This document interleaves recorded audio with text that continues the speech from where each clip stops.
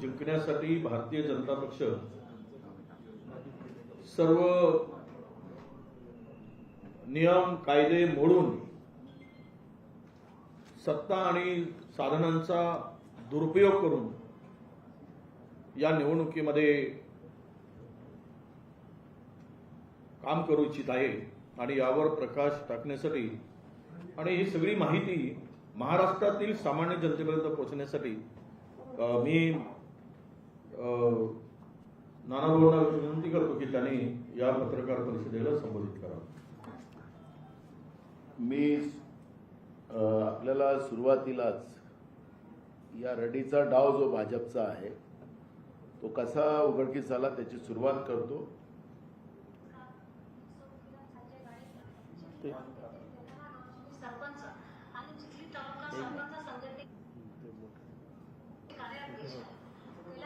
मी करतो. एक minute volume मोठा करा.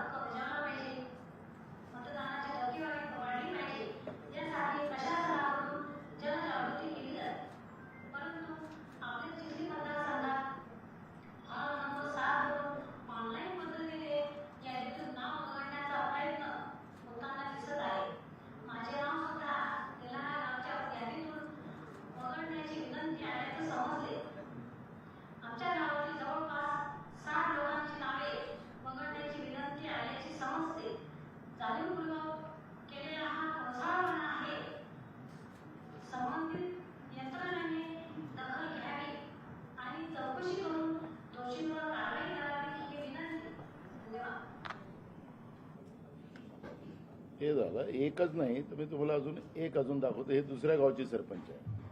नमस्कार, प्रधानमंत्री सरपंच पदावर कार्यरत आहे. ऑनलाईन पद्धतीने 7 नंबरचा फॉर्म भरून माझे नाव कमी करण्याचा प्रयत्न केलेला आहे आणि विरोधी पक्षाने घोषणा केला आहे. त्याच्यावर कारवाई करण्यात यावी अशी माझी विनंती आहे. मी तुम्हाला याच्यासाठी पुरावा दाखवला की कारण की आपल्या लोकशाहीतले तुम्ही चौथा स्तंभ आहे. निवडणूक आयोग परवा निवडणूक जाहीर करत असताना त्यांनी सांगितलं की आम्हाला पारदर्शक निवडणूक पाहिजे आणि जास्तीत जास्त मतदान झालं पाहिजे असं निवडणूक आयोगाने त्या ठिकाणी स्पष्ट केलं आहे. महाराष्ट्रामध्ये भाजपला माहिती आहे की आम्ही हारतो आहे. भाजपच्या सोबतच्या पार्ट्यांना वाटतं की आम्ही हारतो आहे आणि म्हणून हा रडीचा डाव शाहू फुले आंबेडकरांच्या महाराष्ट्रामध्ये करण्याचं पाप हे लोक करतात आहे. अरे दम असेल ना तुम्हाला आमोरसामोर लढा ना.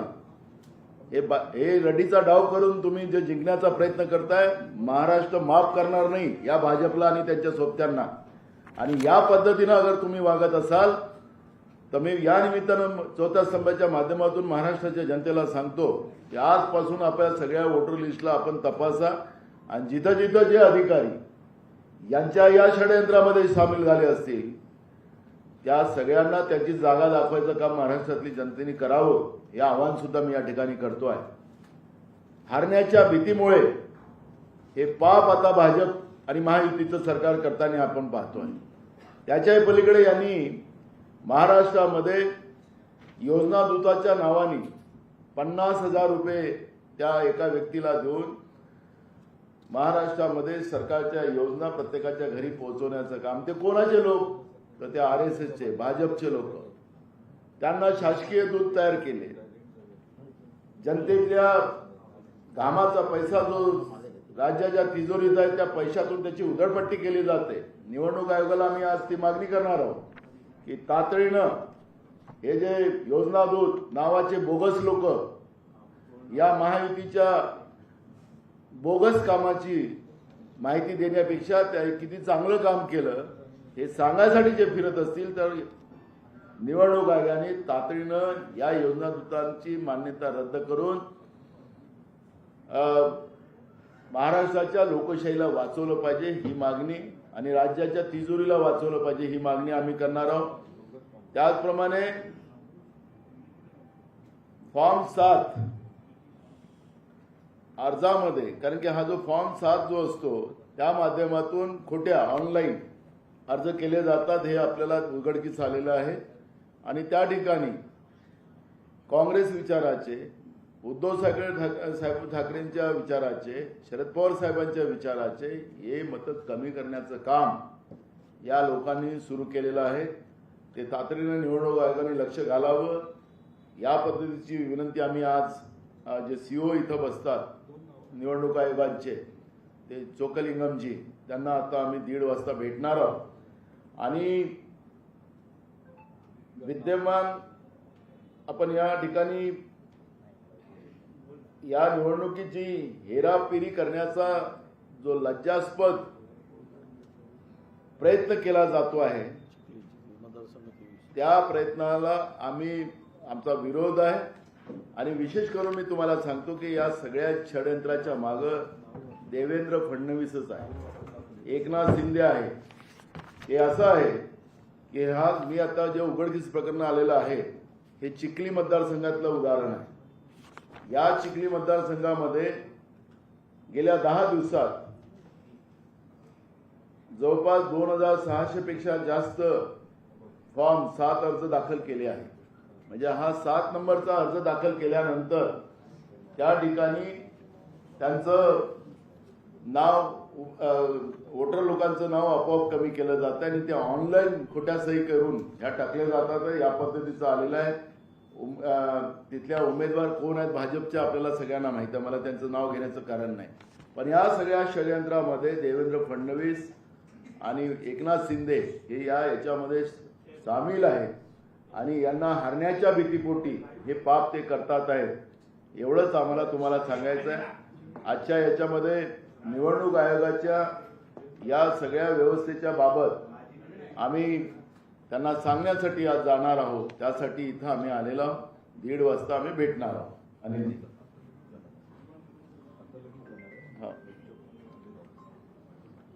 काँग्रेस प्रदेशाध्यक्षांनी जे आता आपल्यासमोर विषय केलं हे बरोबर धक्कादायक आहे.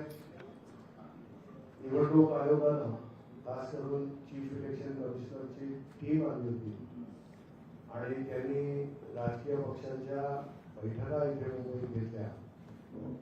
सर्व प्रकारची माहिती जाणून घेतली. राजकीय पक्षांनी त्यांच्या सूचना आपापल्या पद्धतीनं मांडल्या. महाविकास आघाडीच्या माध्यमातून काँग्रेस, राष्ट्रवादी, शरदचंद्र पवारजी आणि शिवसेना उद्धव बाळासाहेब ठाकरे यांच्या हेतूनं आम्ही मांडल्या. एक फ्री अँड फेअर पद्धतीनं महाराष्ट्रामध्ये निवडणुका होत अशा प्रकारची मागणी करत असताना आता ज्या गोष्टी धक्कादायक समोर येतात, एक तर त्यांनी 20 तारखेपर्यंत तुम्ही नाव नोंदणी करू शकता, आक्षेप घेऊ शकता अशा प्रकारचं हे केलं आहे.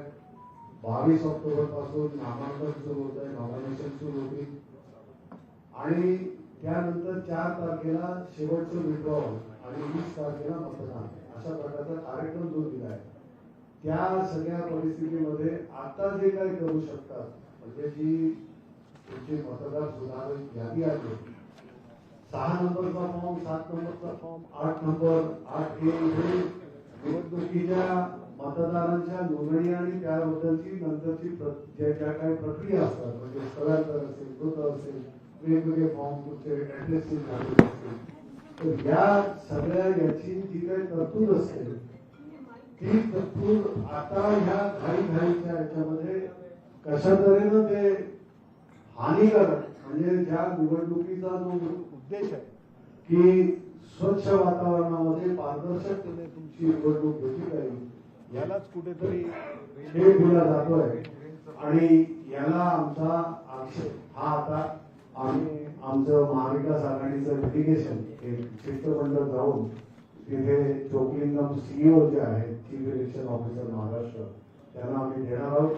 परंतु यामध्ये आणि एक मुद्दा मी सांगेन, नाना मी तुम्हाला सांगितलं की हा मतदारांचा जो हक्क आहे, आज लोकशाहीमधला सर्वात महत्वाचा हक्क प्रत्येक नागरिकाला मतदार म्हणून नोंदवल्यानंतर असतो, तोच हिरावून घेण्याचा हा प्रयत्न आहे.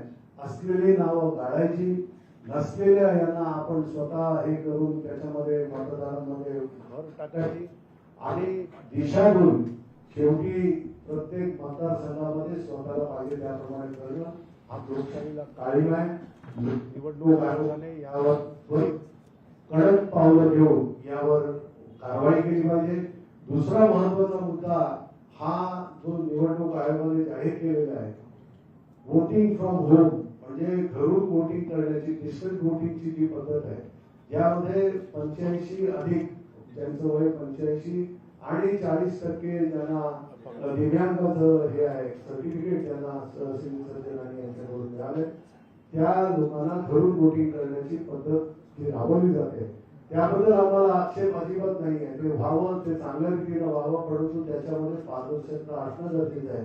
प्रत्येक पक्षाचे BLA तिथले प्रतिनिधी घेतल्याशिवाय BLO ने जाऊन ती प्रक्रिया पूर्ण करू नये.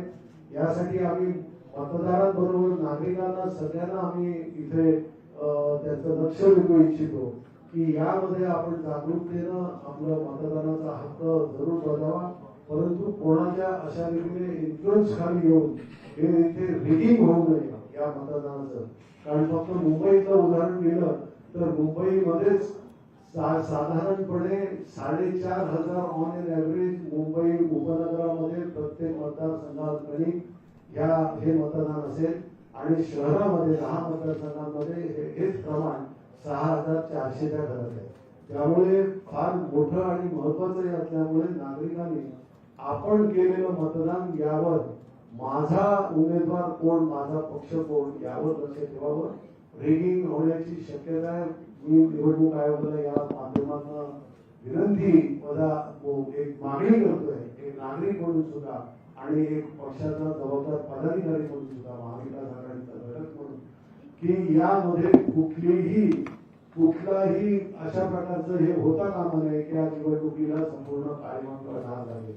हे कर्तव्य निवडणूक संपूर्ण यंत्रणेनं करायचं आहे आणि त्यासाठी आमच्या पक्षाचे तिन्ही महाविकास आघाडीचे आमचे घटक पक्ष सगळ्यांचे प्रतिनिधी यांना घेऊनच ही प्रक्रिया पूर्ण झाली पाहिजे. Under no influence on voter अशा प्रकारचं हे मागणी आम्ही करत आहोत. या संदर्भात आता आम्ही डेलिगेशन जाऊन भेटणार. नानासाहेब कातोळे, विजय वडेट्टीवार, जितेंद्र आव्हाड सर्व मंडळी आम्ही जाऊन आता भेट देणार आहोत. धन्यवाद. फॉर्म नंबर 7 हे ऑनलाईन भरण्याची जी प्रक्रिया आहे तीच मुलांना संशयास्पद. फॉर्म नंबर 7 भरतो कोण याची काहीही माहिती आणि निवडणूक आयोगाकडे नाही. राजकीय काम करणारे फॉर्म नंबर 7 चा वापर करून प्रत्येक मतदारसंघातनं 5,000 नावं बाजूला काढण्याचं काम करतात. त्यामुळे तिन्ही पक्षांची मागणी आहे की तुमच्याकडे दाखल झालेल्या फॉर्म नंबर 7 ची श्वेतपत्रिका काढावी आणि कुठल्या इथे दाखल झालंय हे सांगावं. कित्येक ठिकाणी माणसं मृत्युमुखी दाखवले ते जिवंत आहेत. सिन्नर मतदारसंघामध्ये 5,000 नावं अशीच वगळण्यात आली. जेव्हा त्या तिथील गावकऱ्यांच्या लक्षात आलं की असं होत आहे, स्वतः गावकऱ्यांनी भेट घेतली आणि गावकऱ्यांनी भेट घेतल्यानंतर त्यांची नावं परत आणली. आता जर त्यांना मृतच दाखल होतं तर ते परत कशी काय आले? याचा अर्थ की कुठेही पारदर्शीपणा नाही. इथे सत्ताधारी पक्षाच्या दबावाखाली निवडणूक आयोगाचे अधिकारी काम करतायत याच्याबद्दल आमच्या मनात कुठलाही संशय नाही. दुसरी गोष्ट ही अत्यंत हास्यास्पद आणि लांछनास्पद म्हणजे याच्याकडे बारकाईने कोणी लक्ष दिलं नसेल. तुम्ही कोणी यादी बघितली? यादी निवडणुकीची यादी बघितली कोणी? वोटर जी निवडणूक आयोग देते ती वोटर बघितलेच कधी? मतदार यादी, मतदार यादीचं प्रिंटिंग इतकं घाणेरडं आहे की त्याच्याची नावच वाचते. वोटर नेम, ऍड्रेसेस चुकलेले असतात, वोटर्स चुकलेले असतात, फोटो चुकलेले असतात. डिजिटल महाराष्ट्र, डिजिटल इंडिया, आणि आपण मतदार यादी व्यवस्थित करू शकत नाही. मतदाराची यादी शोधताना जी काही धावपळ होते त्याच्यामध्ये 20 दिवस जातात. आपण मोठ्या मोठ्या घोषणा करतो, आधार कार्ड लिंक होणार, अमुक होणार, तमुक होणार. अरे मतदार लिंक होत नाहीये त्या मतदार यादीत. म्हणजे ज्या पद्धतीने निवडणूक राबवली जाते ते सगळंच एकंदरीतच संशयास्पद आहे. निवडणूक ही डेमोक्रॅटिक सिस्टीम मध्ये सर्वात इम्पॉर्टंट असताना निवडणूक या खात्याकडे ते जाऊ द्या, नोकर भरती बिरती जाऊ द्या, पण कमीत कमी यादी तरी एकदम व्यवस्थित काढा की डिजिटल आहे, तुझं नाव इथे, तुझं नाव इथे, तुझं नाव इथे.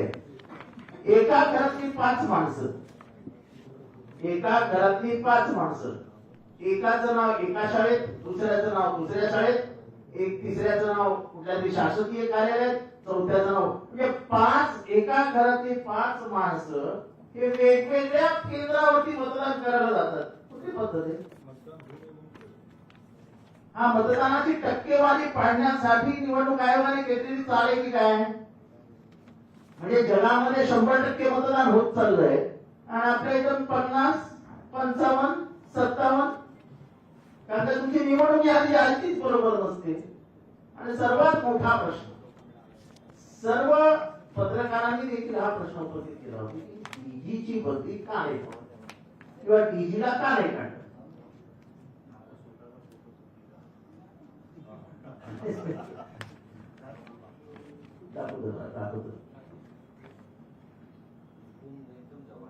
तुम्हाला आठवत असेल की बेंगॉलमध्ये जेव्हा निवडणुका झाल्या तेव्हा तिथल्या डीजीला काढावं असं निवडणूक आयोगाने तातडीचं एक पत्र दाखल केलं आणि त्याची बदली. याबाबत हुशार पत्रकारांनी हाच प्रश्न निवडणूक आयोगाला विचारला असता, ज्या डीजी आहेत त्या एक्सटेन्शनवर आहेत, तुम्ही यावर काय निर्णय घेणार? त्यांनी सांगितलं आमचा अधिकारच नाही. म्हणजे बंगालमध्ये वेगळं अधिकार पत्र आहे का? काय वेगळं अधिकारांचं पुस्तक आहे आणि महाराष्ट्राला काय वेगळं अधिकारांचं पुस्तक आहे? म्हणजे बंगालची निवडणूक जिंकायची म्हणून आपल्या मताचा निवडणूक आयोगाने लांब ठेवा, माईक लांब ठेवा. आपल्या आवडीचा डीजी आणला आणि इथे जिंकायला पेगासस कोणी वापरलं, फोन टाकिंग कोणी केलं, त्याचा इतिहास सगळ्या महाराष्ट्राला माहिती आहे. आणि ज्यांनी हे सगळे गुन्हे केले तोच माणूस जर पोलीस यंत्रणेचा प्रमुख असेल, जो खालच्या सगळ्या यंत्रणेला सांगतोय की तुम्ही बिनधास्त सत्ताधारी पक्षाचं काम करा, आणि ते निवडणूक आयोग म्हणतो राहू दे त्यांना नका काढू, ते आमचा अधिकार नाही, ते सरकार बघेल.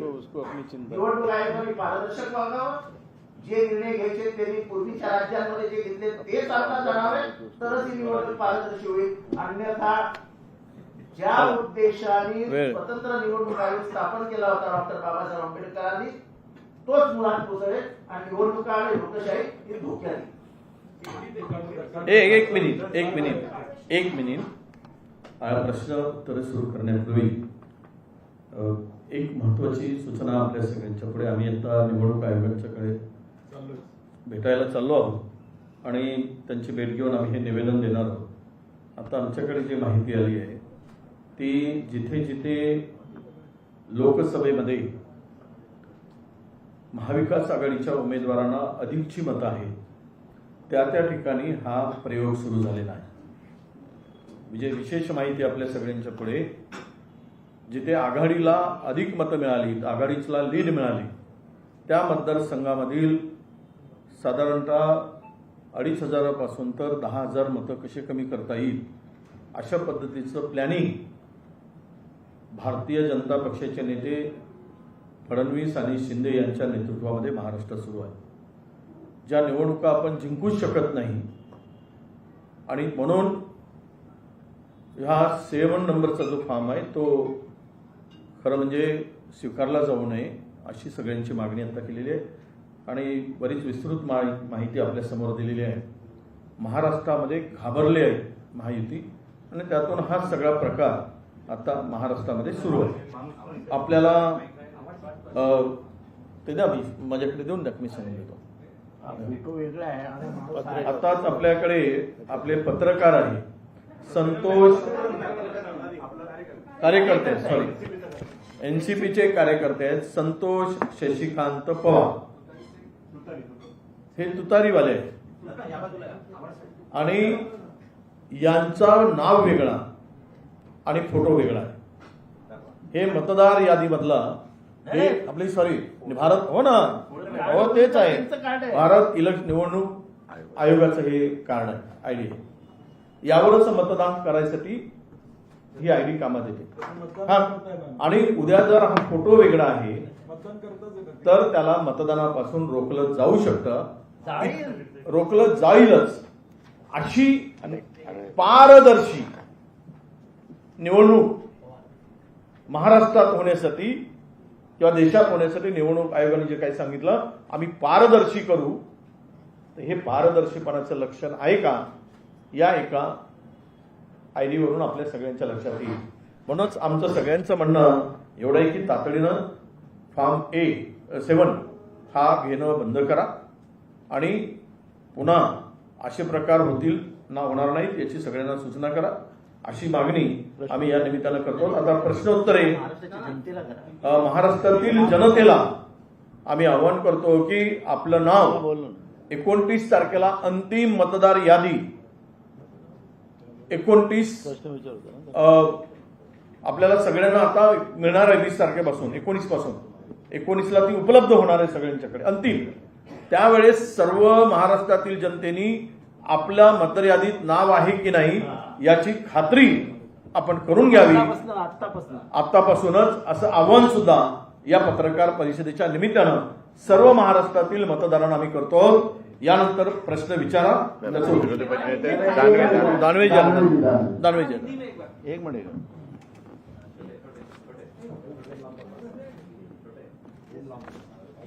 आता ज्या भूमिका मांडल्या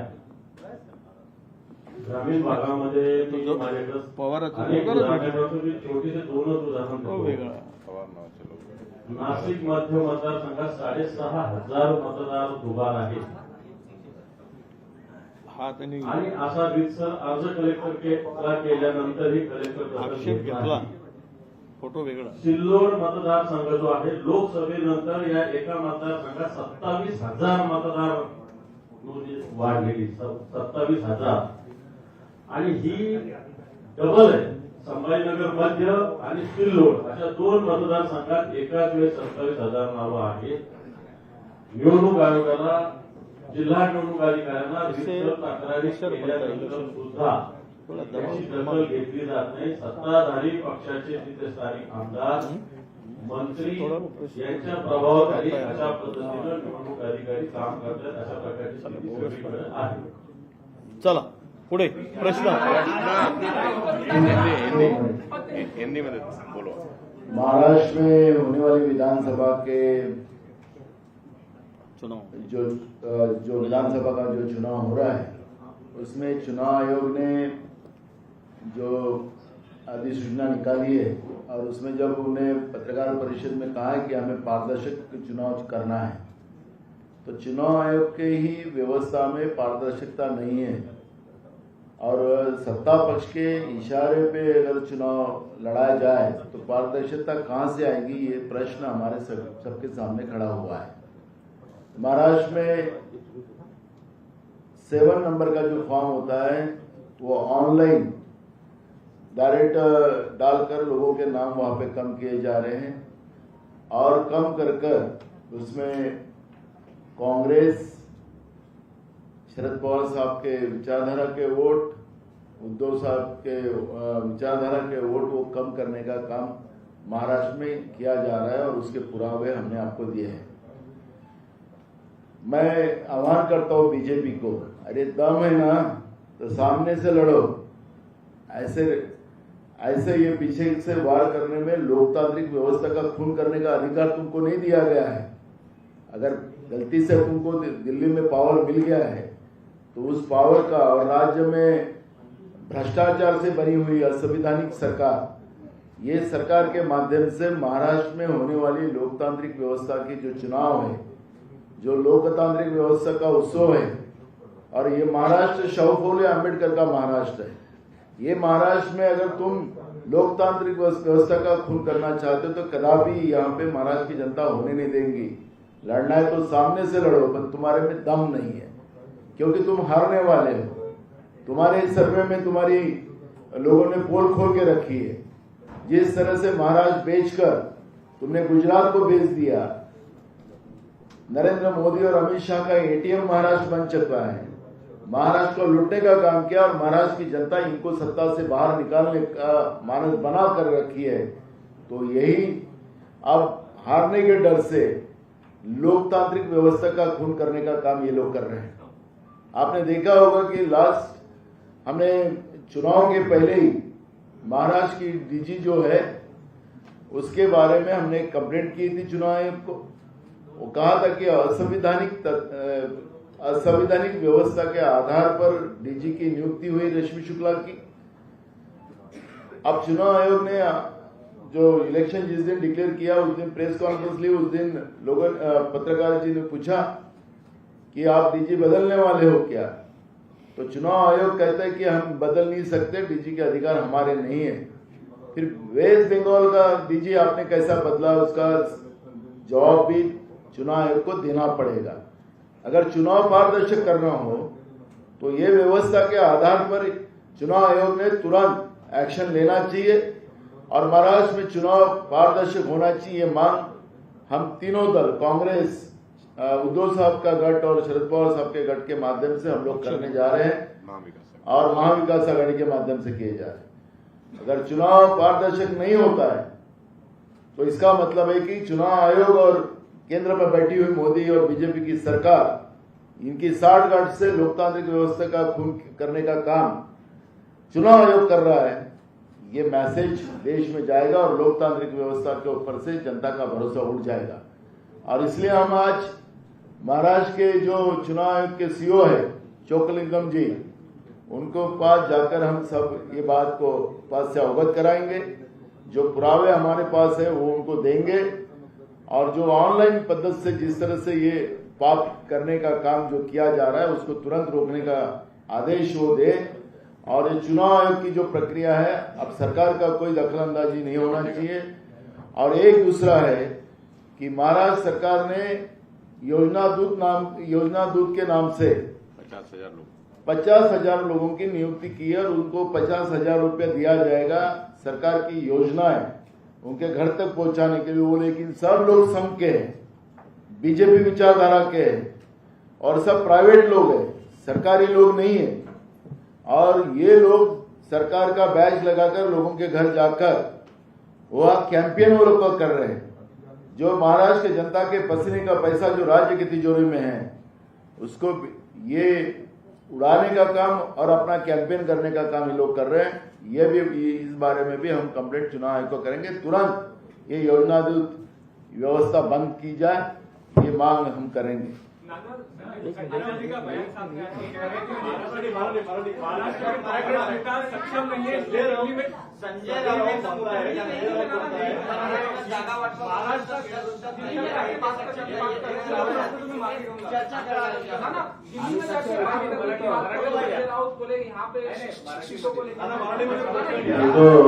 मैं पहले हिंदी में देता हूँ।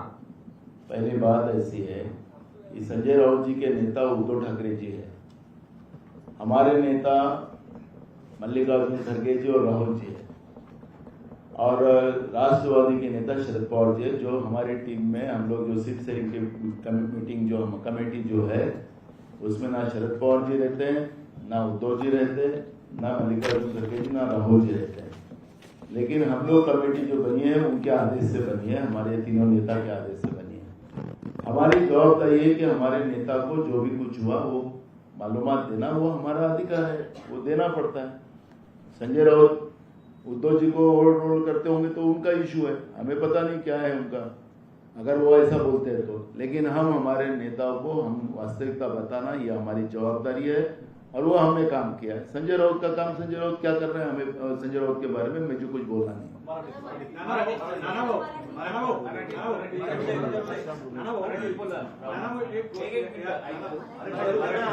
मराठीतल्या विचारात सर, एकूणच संजय राऊतांची भूमिका मांडलेली आहे, त्यामध्ये हायकमांडकडे हे पत्रक जाणार आहे. एकूणच सीट शेअरिंगची चर्चा जी आतापर्यंत मुंबईत होती ती दिल्लीपर्यंत जाणार का? अजून काही अरे मला मुद्दा एकच आहे की संजय राऊत साहेबांनी जे सांगितले की त्यांचे नेता उद्धवजी आहेत, त्यांना उद्धवजीला माहिती द्यावं लागतं. जितेंद्र असतील किंवा जयंत पाटील असतील, त्यांना माहिती पवार साहेबांना द्यावं लागतं. आमची नेमणूक जी केलेली आहे मल्लिकार्जुन खरगे साहेब आणि राहुलजींनी केलेली आहे. आमच्या नेत्यांना आम्हाला माहिती द्यावं लागतं जे काही झालं ते. आखरी हायकमांड बसून हे सगळे निर्णय करणार. तर संजय राऊतांचं काय म्हणणं नेमकं मला ते कळलं नाही, त्याच्यामुळे मला प्रतिक्रिया द्यायचं काही कारण नाही.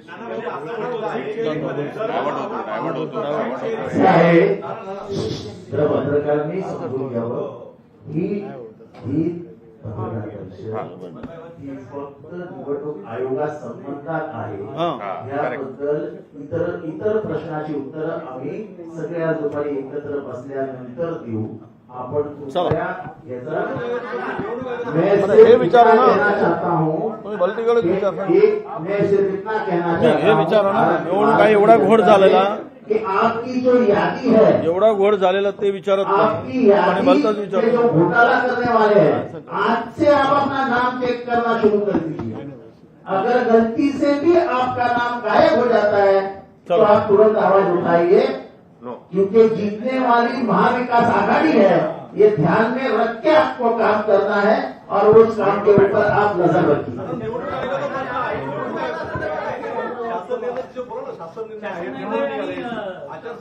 बोलतो ना ते मी हो जितेंद्र भाऊ नाही मी सांगतो एक मिनिट मला मी त्याचं उत्तर देतो. असं आहे, ऐका, आत्ताच माननीय महामंडळाच्या नियुक्त्यासंदर्भात आणि काही जी आर भाऊ एक मिनिट झाली बसा, काही जी आर काढले गेले. चोकलिंगमजी महाराष्ट्राचे निवडणूक आयुक्तांनी मुख्य सचिवांना पत्र लिहून आचारसंहितेच्या दिवशी जे जी आर काढले 122 जी आर ते जी आर रद्द करायचा त्या पत्रामध्ये उल्लेख आहे. मी आता मुख्य सचिवांशी फोनवर बोलण्याचा प्रयत्न केला, ते उपलब्ध झाले नाही. त्यांना फोन लावला होता, आता मी त्यांना फोन लावतो आणि त्या आयोगाच्या आदेशाप्रमाणे ही सर्व आदेश नियुक्ती असतील किंवा काही जी आर असतील, हे सर्व जी आर रद्द केले गेले का याची माहिती आम्ही त्यांच्याकडून घेणार.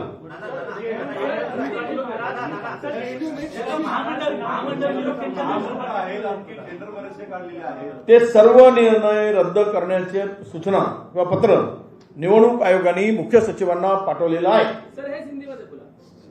इलेक्शन कमीशन ने महाराष्ट्र के चुनाव के दिन, चुनाव आयोग ने जो